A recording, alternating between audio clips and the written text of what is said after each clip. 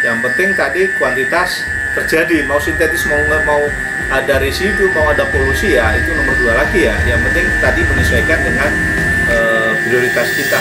Kalau pertanian organik selalu yang diperhatikan adalah harus ada keharmonisan antara ekosistem dan tanaman. Jadi itu harus diperhatikan, bukan hanya tanaman aja yang kita gencot, kita pupuk, kita semprot, tetapi dua hal ini, ekosistem dan tanaman. Jadi duanya harus berjalan, harus seimbang. Lalu dari segi dampak, ya kalau kita melihat dampak sekarang ya, dengan pertanian konvensional ini kan mengakibatkan dampak yang ya luar biasa juga ya, termasuk pencemaran ya, dan ya, termasuk juga pemanasan global. Dengan bertani konvensional yang seperti ini ya, tanah rusak, sobat dan kelongsoran, tani yang organik banjir, milenial ya, ketemu lagi di channel dan kita cuaca juga Top mungkin bisa DW, ya. terganggu Pada ya. kesempatan ini kita akan menjawab pertanyaan yang ke-8. Kerusakan Apa ekosistem. perbedaan pertanian organik dan konvensional? Ya ini juga Dipersembahkan oleh pertanyaan yang banyak Top ditanyakan. DW. Kita Teknologi coba pangan jawab pada organik, kesempatan ini. pupuk dan hormon. Kita mau melihat dari segi prioritasnya, sifatnya, dampaknya, kesehatan, keawetan, dan ketahanan pangan. Jadi ada 7 poin yang mau kita bahas. 6 ya, 6. Jadi pertama kita mau melihat dari segi prioritas dulu ya. Kalau kita lihat pertanian konvensional ini, yang diperhatikan adalah yang utama, yang penting kuantitasnya banyak. Nggak peduli itu mau apa, yang penting banyak, hasilnya melimpah. Itu aja yang diperhatikan, kuantitas yang utama. Tapi kalau pertanian organik ini kita selain memikirkan kuantitas, tetapi juga kita harus melihat kestabilan ekosistem. Jadi ekosistem itu stabil, tidak bisa hasil, dan ini satu kesatuan. Bukan kita hanya memikirkan yang penting kuantitasnya banyak, enggak. Jadi dua hal ini harus diperhitungkan. Terus yang kedua adalah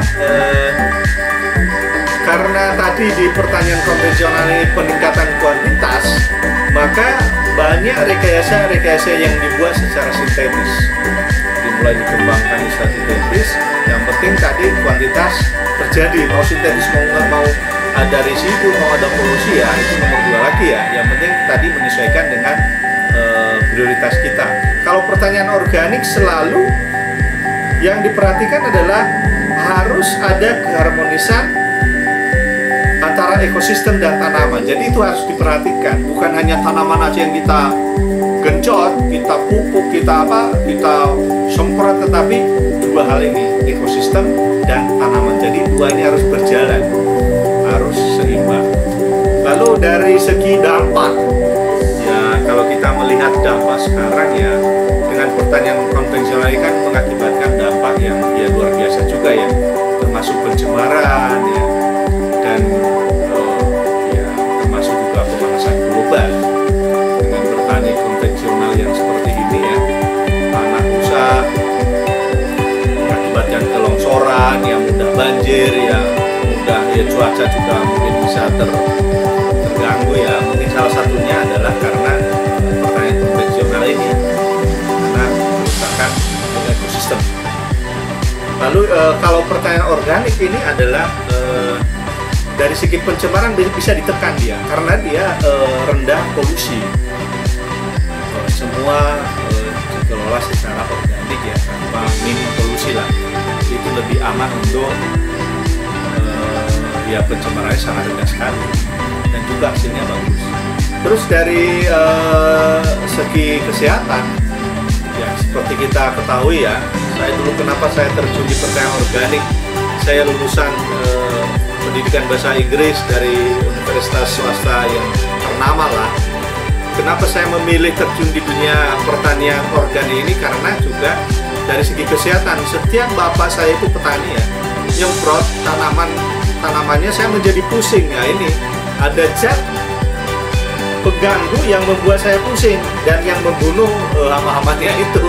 Jadi di pertanian konvensional ini ada zat-zat yang merugikan. Sementara kalau di pertanian organik seperti produk Top DW ini, ya petani aja sambil ngerokok sambil nyemprot aman-aman aja ya.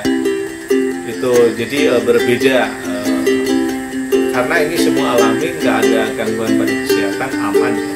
Jadi kita dengan bertani organik termasuk dengan menggunakan produk Top DW ini aman lah, kita nggak ada gangguan terhadap kesehatan, malah membuat kita tambah sehat. Terus dari segi keawetan sobat, kemarin ada petani kita yang kesini, dia nanam pisang, lalu mencoba membandingkan antara pupuk Top DW dengan pupuk sintetis ya, dia pupuk pisangnya, dan yang terjadi pisangnya itu matangnya itu cepat sekali, tapi cepat busuk juga. Kalau yang pakai kita punya produk Top DW ini pisangnya lebih besar, matangnya itu bagus ya, jadi matangnya penuh full dan rasanya beda. Jadi terus daya tahannya itu lebih lama. Ada satu kol itu yang coba pakai pupuk Top DW ini, kolnya itu bisa sampai sebulan nggak busuk. Jadi dia besarnya 4 kiloan itu dari kol itu, ngambilnya satu lembar 1 bulan sobat, awet. Terus dari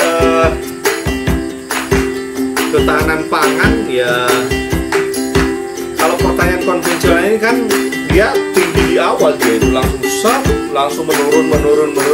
Tapi kalau dia pertanian organik, ya mungkin organik biasa dia begini ya, naik ya dan stabil.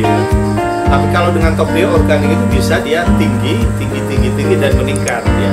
Dengan teknologi ya memang ada bedanya.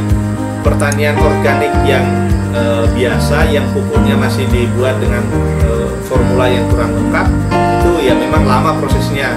Tapi kalau pertanian yang sudah melengkapi formulanya, mikrobianya, ya zat semuanya seperti di formula Top DW ini, hasilnya juga bisa lebih cepat. Dan itu lebih cepat dan stabil sobat. Jadi demikian saja sobat, apa perbedaan pertanian organik dan pertanian konvensional, itu aja dari segi kesehatan, dampaknya, kesehatan, keawetan, dan prioritasnya. Demikian saja sobat, terima kasih. Bagi yang belum like, silahkan di like dan subscribe, share video ini, dan tonton terus video kita selanjutnya. Ini kita masih ya, ini udah 8 ya, masih ada 22 video lagi. Ikuti terus video kita mengenai pertanian organik yang minimal sekitar itulah, sesuai dengan standar nasional Indonesia. Terima kasih sobat Top DW.